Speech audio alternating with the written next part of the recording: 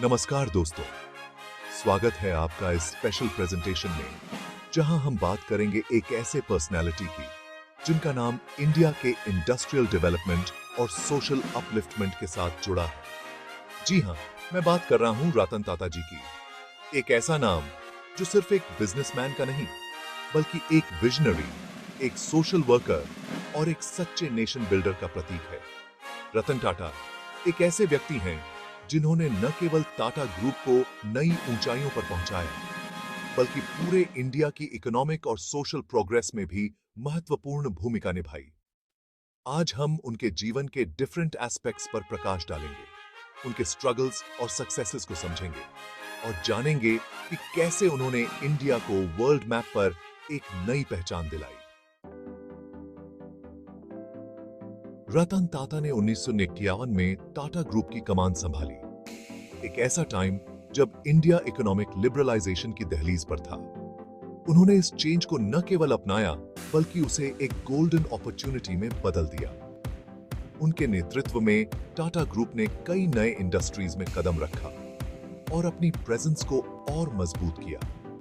Tata Motors, Tata steel, Tata consultancy services, TCS जैसी बड़ी companies को उन्होंने ग्लोबल रिकॉग्निशन दिलाई। उनके लीडरशिप में टाटा ग्रुप का रेवेन्यू कई गुना बढ़ा और वह दुनिया के सबसे बड़े इंडस्ट्रियल ग्रुप्स में शामिल हो गया।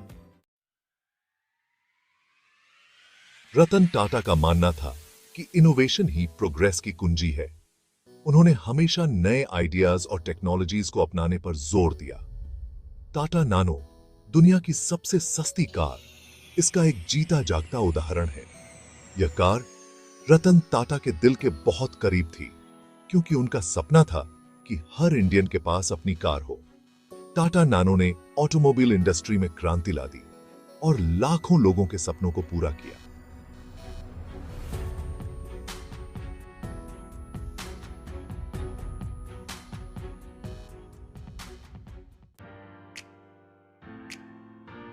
रतन टाटा ने टाटा ग्रुप को एक लोकल कंपनी से एक ग्लोबल ब्रांड में बदल दिया। उन्होंने कई इंपॉर्टेंट फॉरेन कंपनीज का एक्विजिशन किया जिनमें जैगुआर लैंड रोवर और कोरस स्टील जैसी बड़ी कंपनीज शामिल हैं। इन एक्विजिशंस ने न केवल टाटा ग्रुप को मजबूती प्रदान की बल्कि इंडिया को वर्ल्ड मार्केट में एक इंपॉर्टेंट प्लेयर के रूप में स्थापित किया। Chapter 4, title social service, humanities religion. Ratan Tata का मानना है कि बिजनेस का उद्देश्य केवल प्रॉफिट कमाना नहीं होना चाहिए बल्कि सोसाइटी के प्रति अपनी रिस्पॉन्सिबिलिटी निभाना भी होना चाहिए। उन्होंने एजुकेशन, हेल्थ, पॉवर्टी रिमूवल जैसे एरियाज में इंपॉर्टेंट कंट्रीब्यूशन दिया है। टाटा ट्रस्ट्स के थ्रू उन्होंने डिफरेंट सोशल प्रोजेक्ट्स को फाइनेंशियल हेल्प प्रोवाइड की है जिससे लाखों लोगों को फायदा हुआ है। Chapter 5, title Encouraging Entrepreneurship, Guiding the New Generation। Ratan Tata young entrepreneurs के लिए प्रेरणा है। उन्होंने हमेशा नए आइडियाज और इनोवेशन को बढ़ावा दिया है। उन्होंने कई स्टार्टअप्स में इन्वेस्ट किया है और यंग एंटरप्रेन्योर्स को गाइडेंस प्रदान की है। उनका मानना है कि इंडिया के यूथ में अपार क्षमता है और वे देश को नई ऊंचाइयों तक ले जा सकते हैं।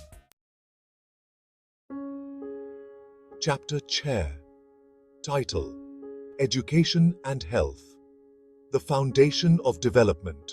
रतन टाटा का मानना है कि एजुकेशन और हेल्थ किसी भी देश के डेवलपमेंट की नींव हैं। उन्होंने Tata institute of social sciences, Tata medical centre जैसे रिप्यूटेड इंस्टीट्यूशंस की स्थापना की है। इन इंस्टीट्यूशंस ने गुड क्वालिटी एजुकेशन और हेल्थ सर्विसेज प्रोवाइड करके लाखों लोगों की लाइफ को बेटर बनाया है।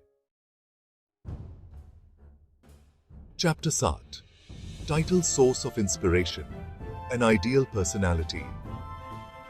रतन टाटा का जीवन यात्रा सभी के लिए प्रेरणा है। उनकी ईमानदारी, मेहनत और ह्यूमैनिटी के प्रति समर्पण ने उन्हें एक आइडियल लीडर बना दिया है। वे सिर्फ एक बिजनेसमैन नहीं बल्कि एक विजनरी लीडर, एक सोशल वर्कर और एक सच्चे नेशन बिल्डर हैं। Outro, title Ratan Tata, the hero of India's development.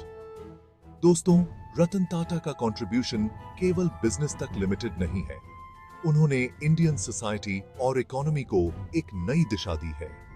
उनके एफर्ट्स ने न केवल टाटा ग्रुप को बल्कि पूरे देश को भी ग्लोबल प्लेटफॉर्म पर स्थापित किया है। उनका विजन और वर्क इंडिया के डेवलपमेंट में एक इंपॉर्टेंट चैप्टर है।